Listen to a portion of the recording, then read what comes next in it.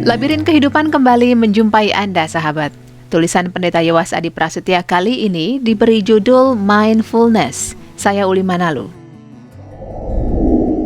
Sahabat, mujizat penyembuhan seorang yang buta sejak lahirnya di dalam Yohanes 9 berlangsung begitu saja. Tak terencana, tak terprogram. Yohanes 9 ayat 1 menunjukkan bahwa mujizat itu terjadi waktu Yesus sedang lewat. Iya, Yesus adalah sebuah interupsi bagi si buta yang sejak lahir telah hidup dalam kegelapan.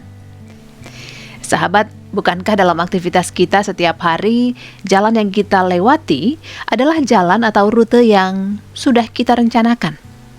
Kita melewati jalan-jalan tertentu menuju kantor, pasar, atau tempat lain. Di tengah perjalanan itulah kita melewati banyak peristiwa dan banyak orang. Berbeda dari Yesus, kita kerap melewatinya begitu saja tanpa pernah menduga apa atau siapa yang kita lewati. Mungkin saja memerlukan perhatian atau pertolongan kita. Yesus berbeda. Ia berhenti sejenak. Dimanapun ia berada, tak pernah Yesus tidak menghadirkan tanda-tanda kerajaan Allah. Sebab dia sendirilah sang raja itu. Ia menyembuhkan orang buta itu dengan cara mengagetkan, yaitu dengan menggunakan ludah dan tanah yang sepele dan terkesan menjijikan. Akan tetapi Yesus memang sengaja memakai ludah dan tanah itu sebagai alat peraganya demi memperjelas kalimat penting yang baru saja ia ucapkan demikian. Kita harus mengerjakan pekerjaan Dia yang mengutus aku. Yohanes 9 ayat 4. Sahabat, resapilah kalimat Yesus ini. Di dalam kalimat singkat ini kita menemukan saripati seluruh prinsip karya Allah bagi dunia. Dia yang mengutus aku. Menunjuk pada Missio Dei, yaitu misi Allah Bapa yang mengutus Sang Anak dalam kuasa Roh. Itulah pusat iman dan alasan keberadaan gereja di tengah dunia. Seluruh visi pembaruan semesta ini berlangsung di dalam pengutusan Kristus oleh Sang Bapa.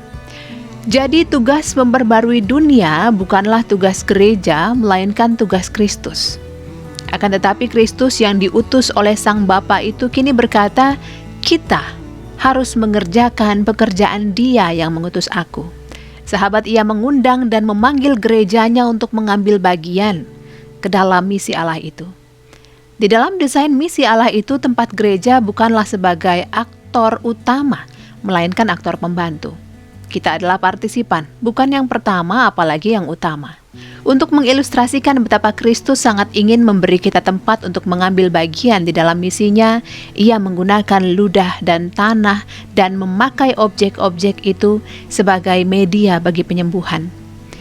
Tanpa ludah dan tanah tentu Yesus tetap mampu memberi kesembuhan. Malah dengan adanya ludah dan tanah itu, karyanya seolah-olah menjadi melambat dan kurang efisien. Singkatnya, kitalah ludah dan tanah yang tak berarti itu. Kita adalah nobody namun menjadi somebody di tangan Allah, sama seperti ludah dan tanah itu adalah nothing namun menjadi something di tangan Yesus. Sahabat, apa yang Yesus pertontonkan saat lewat itu adalah sebuah kepekaan pada lingkungan sekitarnya. Ia mengubah kronos menjadi kairos, waktu menjadi kesempatan. Selalu saja ada momen terbuka bagi kita untuk membawa kebaikan saat kita melewati orang lain. Peristiwa-peristiwa yang berlangsung saat kita sedang lewat ternyata tidaklah netral. Ia selalu mengundang kita untuk menyimak suara-suara lirih dan kemudian memberikan respons atasnya. Inilah yang dalam praktik spiritualitas disebut sebagai mindfulness. Jon Kabat-Zinn mendefinisikan mindfulness sebagai kesadaran yang muncul lewat perhatian yang diberikan secara sengaja di dalam momen masa kini dan tanpa menghakimi, tertuju pada tersibaknya pengalaman dari momen ke momen. Memang mindfulness telah menjadi tema populer pada abad ke-20, khususnya ketika orang banyak belajar dari Buddhisme. 1 dari 8 jalan utama dalam Buddhisme adalah perhatian yang benar, right mindfulness, samasati.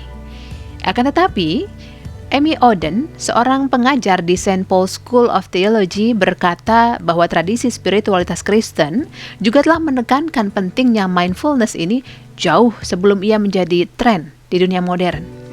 Ia sendiri mendefinisikan mindfulness sebagai praktik penuh perhatian dan doa di dalam momen saat ini pada kehidupan yang melimpah dari Allah. Singkatnya, seseorang yang mindful akan selalu berusaha memberi perhatian pada apa yang Allah tengah singkapkan baginya pada momen kini dan di sini. Sahabat, Yohanes 9 ayat 1 berbunyi, waktu Yesus sedang lewat, ia melihat seorang yang buta sejak lahirnya. Itulah sebuah contoh mindfulness yang mengagumkan. Ia peka pada suara lirih orang buta itu tanpa orang itu berteriak meminta pertolongan darinya. Dan seni inilah yang perlu kita kembangkan untuk peka pada momen kini dan di sini. Sahabat, ada satu hal lain yang sangat menarik perhatian Pendeta Yowas dari kisah penyembuhan orang buta ini, khususnya dengan penjelasan bahwa peristiwa itu terjadi waktu Yesus sedang lewat. Yohanes 9 ayat 1. Untuk itu Pendeta Yowas menuliskan, bacalah satu ayat sebelumnya yang berbunyi demikian. Lalu mereka mengambil batu untuk melempari dia, tetapi Yesus menghilang dan meninggalkan bait Allah. Yohanes 8 ayat yang ke-59. Di dalam Alkitab berbahasa Yunani versi Textus Receptus atau TR yang dikompilasi oleh Desiderius Erasmus pada tahun 1516, terdapat sebuah anak kalimat tambahan yang kira-kira membuat seluruh ayat ini berbunyi demikian. Lalu mereka mengambil batu untuk melempari dia, tetapi Yesus menghilang dan meninggalkan bait Allah, pergi dari tengah-tengah mereka dan melewati mereka. Sahabat, kata melewati di dalam kedua ayat yang berdampingan ini, Yohanes 8 ayat 59 dan Yohanes 9 ayat 1, sama-sama memiliki kata dasar parago. Jadi tampaknya di dalam Textus Receptus, kata parago yang memiliki arti lewat ini mengikat kedua kisah bersama-sama. Kata lewat di dalam Yohanes 8 menunjukkan keputusan Yesus untuk berhenti melayani orang-orang Yahudi di bait Allah yang memusuhinya dan ingin melemparinya dengan batu. Sebaliknya, kata yang sama di dalam Yohanes 9 menunjukkan keputusan Yesus yang mindful untuk berhenti dan menolong orang yang buta sejak lahir itu. Yang satu lewat untuk meninggalkan, yang lain lewat untuk berhenti dan mendatangi. Yang satu konteksnya adalah bait Allah dan orang-orang Yahudi yang kuat beragama, yang lain konteksnya adalah hidup sehari-hari dan seorang buta yang malang.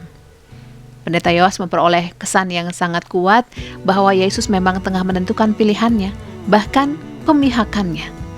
Ia lebih menyukai hidup sehari-hari yang terbuka pada kebaikan ilahi daripada hidup religius di bait Allah dengan religiositas yang tertutup pada kebaikan ilahi. Pendeta Yowas menuliskan, terus terang saja gereja pada masa kini harus dengan gentar menimbang kemungkinan bahwa seandainya Yesus hadir pada masa kini, ia akan melewati gereja kita untuk meninggalkannya dan melewati orang-orang yang menderita di keseharian hidup untuk mendatangi mereka.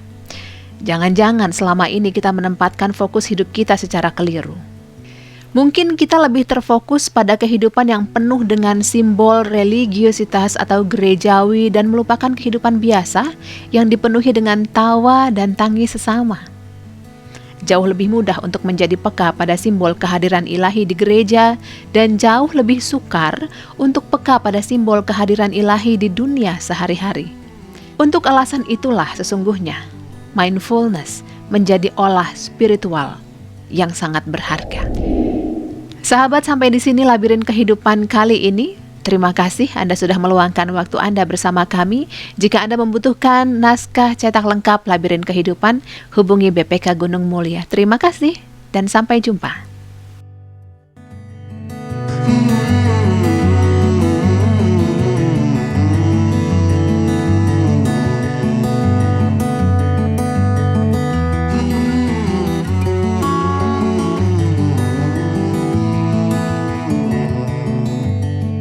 Sahabat, mari dukung pelayanan dan pekabaran Injil melalui YKB dengan membagikan link acara ini kepada sebanyak mungkin orang.